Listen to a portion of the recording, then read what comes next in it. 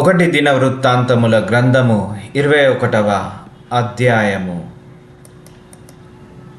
తరువాత సాతాను ఇజ్రాయేలీయులకు విరోధముగా లేచి ఇజ్రాయేలీయులను లెక్కించుటకు దావీదును ప్రేరేపింపగా, దావీదు యోవాబునకు జనుల యొక్క అధిపతులకును, మీరు వెళ్ళి బయర్షెబా మొదలుకొని దాను వరకు ఉండు ఇజ్రాయేలీయులను ఎంచి వారి సంఖ్య నాకు తెలియుటకై నా యొద్దకు దాన్ని తీసుకొని రండని ఆజ్ఞ ఇచ్చెను. అందుకు యోవాబు, రాజా, నా ఏలినవాడా, యెహోవా తన జనులను ఇప్పుడున్న వారి కంటే నూరుంతలు ఎక్కువ మందిని చేయును గాక. వారందరూ నా ఏలినవాని దాసులు కారా?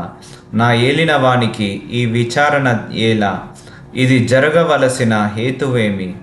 జరిగిన ఎడల ఇజ్రాయేలీలకు శిక్ష కలుగును అని మనవి చేసెను. అయినను యోవాబు మాట చెల్లక రాజు మాటయే చెల్లెను గనుక యోవాబు ఇజ్రాయేలీల దేశమందంతట సంచరించి తిరిగి యెరూషలేమునకు వచ్చి జనుల సంఖ్య వెరసి దావీదునకు అప్పగించెను. ఇజ్రాయేలీలందరిలో కత్తిదూయువారు 11 లక్షల మందియు, యూదా వారిలో కత్తిదీయువారు 4,70,000 మందికి సంఖ్యకు వచ్చిరి. రాజు మాట యోవాబునకు అసహ్యముగా ఉండెను గనుక అతడు లేవి, బెన్యామీను గోత్ర సంబంధులను ఆ సంఖ్యలో చేర్చలేదు.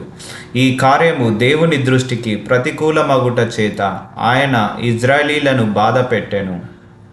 దావీదు, నేను ఈ కార్యము చేసి అధిక పాపము తెచ్చుకొంటిని, నేను మిక్కిలి అవివేకముగా ప్రవర్తించి తిని. ఇప్పుడు నీ దాసుని దోషము పరిహరించమని దేవునితో మొరపెట్టగా, యెహోవా దావీదునకు దర్శకుడగు గాదుతో ఇలాగు సెలవిచ్చెను, నీవు వెళ్ళి దావీదుతో ఇట్లనము, యెహోవా సెలవిచ్చినదేమనగా, 3 విషయములు నేను నీ ఎదుట నుంచున్నాను. వాటిలో ఒకదానిని నీవు కోరుకొనిన ఎడల దాన్ని నీకు చేయుదును. కావున గాదు దావీదు నొద్దకు వచ్చి ఇట్లనెను, 3 ఏండ్ల పాటు కరువు కలుగుట, 3 నెలల పాటు నీ శత్రువులు కత్తిదూసి నిన్ను తరుమగా నీవు వారి ఎదుట నిలవలేక నశించిపోవుట, 3 దినముల పాటు దేశమందు యెహోవా కత్తి అనగా తెగులు నిలుచుట చేత యెహోవా దూత ఇజ్రాయేలీల దేశమందంతటా నాశనము కలుగజేయుట అను వీటిలో ఒక దానిని నీవు కోరుకొనుమని యెహోవా సెలవిచ్చుచున్నాడు. కావున నన్ను పంపిన వానికి నేను ఏమి ప్రత్యుత్తరమియ్యవలెనో దాన్ని యోచించుము. అందుకు దావీదు, నేను మిక్కిలి ఇరుకులో చిక్కి ఉన్నాను. యెహోవా మహాకృప గలవాడు, నేను మనుషుల చేతిలో పడక ఆయన చేతిలోనే పడుదును గాక అని గాదుతో అనెను. కావున యెహోవా ఇజ్రాయేలీల మీదికి తెగులు పంపగా ఇజ్రాయేలీలలో 70,000 మంది చచ్చిరి. యెరూషలేమును నాశనము చేయుటకై దేవుడు ఒక దూతను పంపెను. అతడు నాశనము చేయబోవుచుండగా యెహోవా చూచి ఆ చేటు విషయమై సంతాపముంది నాశనము చేయు దూతతో చాలును, ఇప్పుడు నీ చెయ్యి ఆపుమని సెలవీయగా ఆ దూత యెబూసీయుడైన ఒర్నాను కళ్ళమునొద్ద నిలిచెను.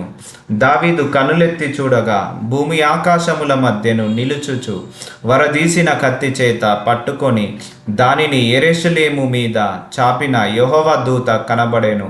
అప్పుడు దావీదును పెద్దలను గోనె పట్టలు కప్పుకొని వారే సాష్టాంగపడగా, దావీదు జనులను ఎంచుమని ఆజ్ఞ ఇచ్చిన వాడను నేనే గదా, పాపము చేసి చెడుతనము జరిగించువాడను నేనే గదా, గొర్రెల వంటి వారగు వీరేమి చేసితిరి?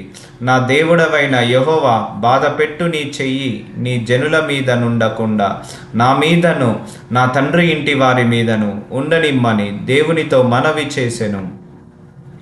యెబూసీయుడైన ఒర్నాను కళ్ళమునందు యెహోవాకు ఒక బలిపీఠమును కట్టించుటకై దావీదు అచటికి వెళ్ళవలెనని దావీదునకు ఆజ్ఞనిమ్మని యెహోవా దూత గాదునకు సెలవీయగా, యెహోవా నామమున గాదు పలికిన మాట ప్రకారము దావీదు వెళ్ళెను. ఒర్నాను అప్పుడు గోధుమలను నూర్చుచుండెను. అతడు వెనుకకు తిరిగి దూతను చూచినప్పుడు అతడును అతనితో కూడనున్న అతని 4 కుమారులను దాగుకొనిరి. దావీదు ఒర్నాను నొద్దకు వచ్చినప్పుడు ఒర్నాను దావీదును చూచి కళ్ళములో నుండి వెలుపలికి వచ్చి తల నేల మట్టునకు వంచి దావీదునకు నమస్కారము చేసెను. ఈ తెగులు జనులు విడిచిపోవునట్లుగా ఈ కళ్ళపు ప్రదేశమందు నేను యెహోవాకు ఒక బలిపీఠమును కట్టించుటకై దాన్ని నాకు తగిన క్రయమున కిమ్మని దావీదు ఒర్నానుతో అనగా, ఒర్నాను రాజైన నా ఏలినవాడు దాన్ని తీసుకొని తన దృష్టికి అనుకూలమైనట్టు చేయునుగాక. ఇదిగో దహన బలులకు ఎద్దులు, కట్టెలకై నురిపిడి సామాగ్రి, నైవేద్యమునకు గోధుమ పిండి ఇది అంతయు నేనిచ్చేదనని దావీదుతో అనెను. రాజైన దావీదు, అట్లు కాదు, నేను నీ సొత్తును ఊరక తీసుకొని యెహోవాకు దహన బలులను అర్పించను. న్యాయమైన క్రయధనమిచ్చి దానిని తీసుకొందునని ఒర్నానుతో చెప్పి ఆ భూమికి 600 తులముల బంగారమును అతనికి ఇచ్చెను. పిమ్మట దావీదు యెహోవాకు అచ్చట ఒక బలిపీఠమును కట్టించి దహన బలులను, సమాధాన బలులను అర్పించి యెహోవాకు మొరపెట్టగా ఆయన ఆకాశంలో నుండి దహన బలిపీఠము మీదికి అగ్ని వలన అతనికి ప్రత్యుత్తరమిచ్చెను. యెహోవా దూతకు ఆజ్ఞాపింపగా అతడు తన కత్తిని మరల వరలో వేసెను. యోబీసీయుడైన ఒర్నాను కళ్ళ ముందు యెహోవా తనకు ప్రత్యుత్తరమిచ్చెనని దావీదు తెలుసుకొని అచటనే బలి అర్పించెను. మోషే అరణ్యమందు చేయించిన యెహోవా నివాసపు గుడారమును, దహన బలి పీఠమును ఆ కాలమందు గిబియోనులోని ఉన్నత స్థలమందుండెను. దావీదు యెహోవా దూత పట్టుకొని కత్తికి భయపడిన వాడై దేవుని యొద్ద విచారించుటకు ఆ స్థలమునకు వెళ్ళలేకుండెను.